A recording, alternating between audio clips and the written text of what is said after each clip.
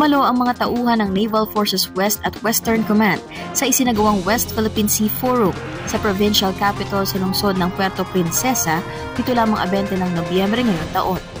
Naging panauhing tagapagsalita sa nasabing aktibidad si former Supreme Court Associate Justice Antonio T. Carpio, kung saan komprehensibo niyang tinalakay ang mga patunay at legal na basihan ng Pilipinas sa soberanya nito sa West Philippine Sea. Layunin ng forum na ito, napataasin ang kaalaman at kamalayan ng mga mamamayang Pilipino, lalong-lalo na ang mga Palawenyo, upang suportahan ang ipinaglalabang karapatan ng Pilipinas sa nasabing teritoryo.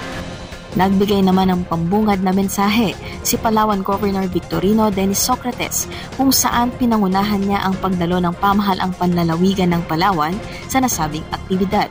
Dumalo rin ang ilang kinatawan mula sa Philippine Coast Guard, mga local government unit, religious groups, local media, mga estudyante at ilang mga miyembro ng akademya. Samantala, naimbitahan din bilang isa sa mga guest speakers si Lieutenant Commander Edward J. Pablico, Philippine Navy, ang commanding officer ng CMOU West, upang talakayin ang siyam na Philippine-held island features na bumubuo ng Kalayaan Island Group sa West Philippine Sea. Mula dito sa lungsod ng Puerto Princesa, ako ang inyong ka-Navy, Seaman First Class Journalist Reid Matalang para sa Oras ng Mandaragat at Mandirigma.